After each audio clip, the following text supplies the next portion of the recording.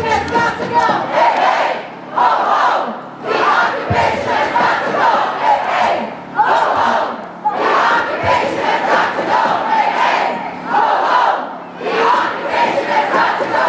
We gather today as Palestinians, as Arabs, as people of consciousness, as Muslims, as Christians, as Jewish people, as people across the political spectrum, unified around our demand for an immediate ceasefire, our demand for an immediate entrance of humanitarian aid into Gaza, an end to the 16-year siege on Gaza, and an end to Israel's illegal occupation. We have to look around at the hundreds of people and remember the power we possess as people, as Houstonians, as those from Sugarland who live in a district where our representative boldly refuses a ceasefire, boldly supports the colonization of our homeland.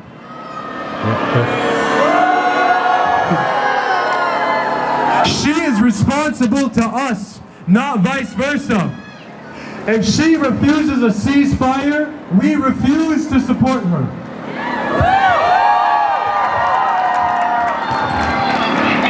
As we remain high in spirits for the liberation of our homeland, I want to pass it to Hannah. They are a comrade with Jewish Voice for Peace. They have been leading in the community, in their community, and in our community as Houston, to demand freedom for Palestinians. It's my honor to introduce Hannah.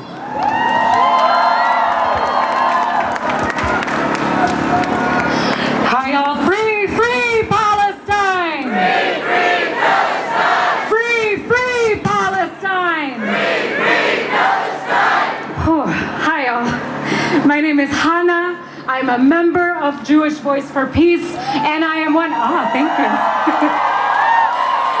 And I am one of thousands of Jews in accountability to and solidarity with the Palestinian people as we demand an immediate ceasefire to prevent the further loss of life in Gaza.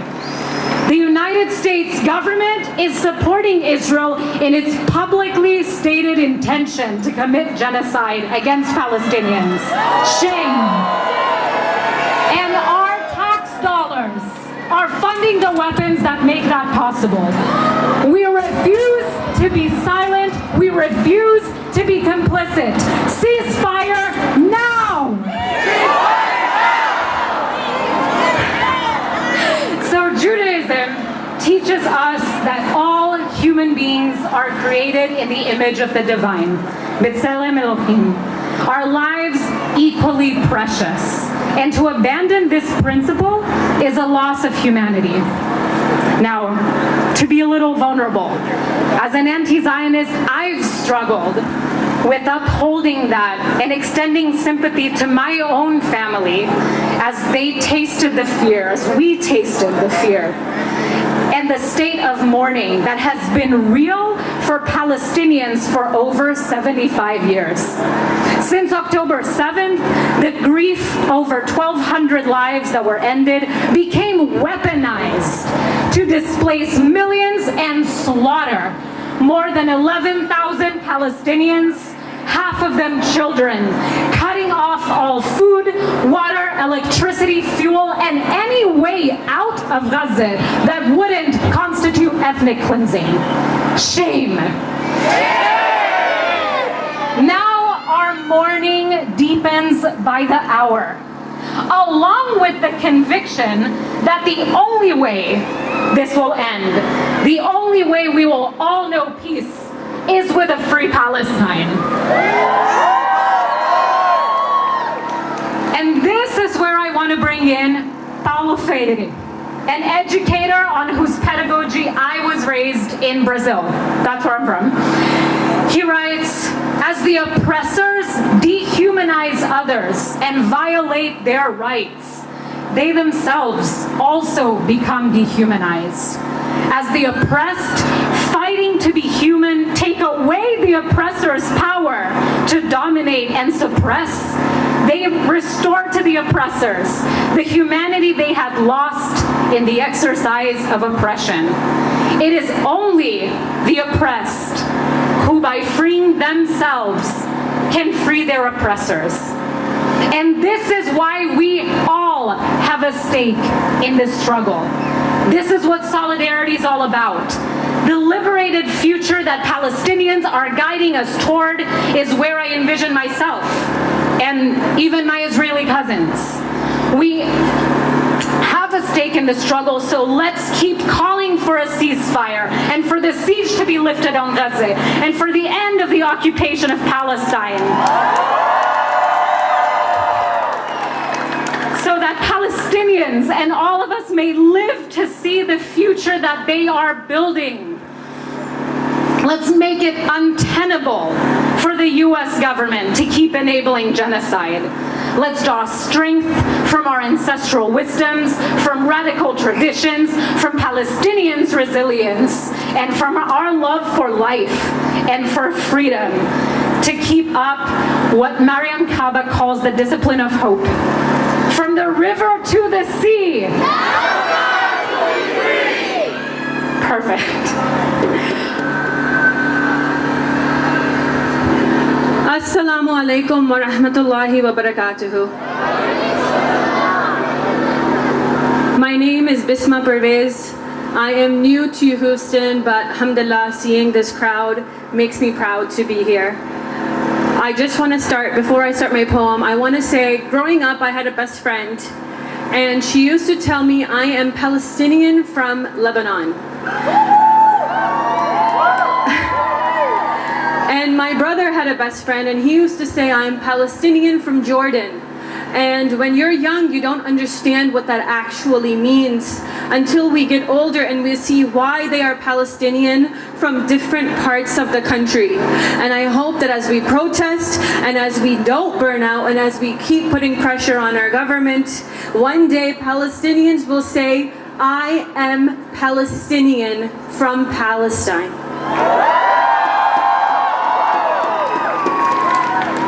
This poem is called Where is the Humanity? I wrote it in 2012, the first time I took my daughter, who's sitting here and now 12 years old, when she was 2 years old, to her very first protest. Bismillahir Rahmanir Rahim. I saw a picture today. I saw a picture today of a little boy. I saw a picture today of a little boy who looked like my son, except his face was scruffy, his eyes bloodshot and puffy, helpless and alone among rubble and ash, hearing screams and cries as the bombs crash down on him, his family and home, and yet he sits there afraid and alone. Because there's nowhere to run, there's nowhere to hide. This little boy doesn't even have a safe place to cry. Being punished for a crime he didn't commit. Facing genocide while calling it a conflict. This picture I saw, it tore me apart. My heart felt heavy like a rock. This rock was weighing down inside of my chest. My chest could no longer bear the weight. The weight caused my heart to fall into the pit of my stomach. This rock, this heart felt heavy, like it didn't belong in my body. I wish I could rip it out and throw it away, not feel the pain that it was causing. I felt tears rolling down my face without pausing.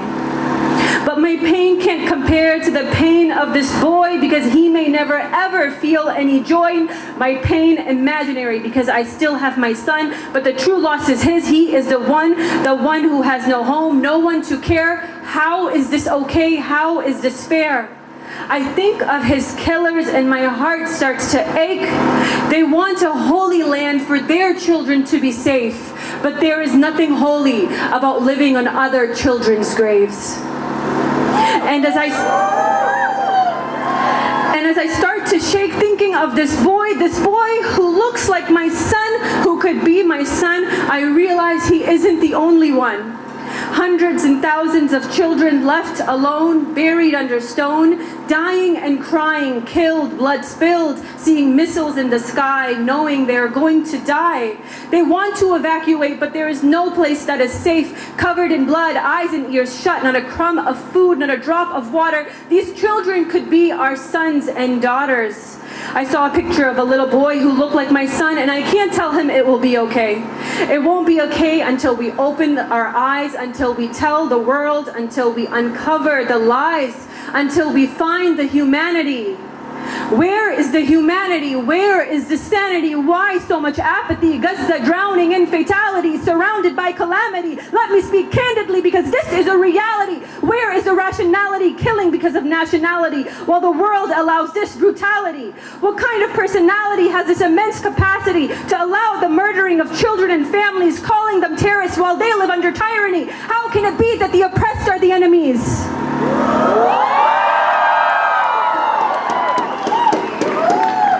I close my eyes and I think, and my heart feels heavier as it sinks and it sinks, worrying about this little boy who looks like my son. And so I take a breath, breathe, and I realize I'm looking at a screen as my son walks into my room asking for his toy.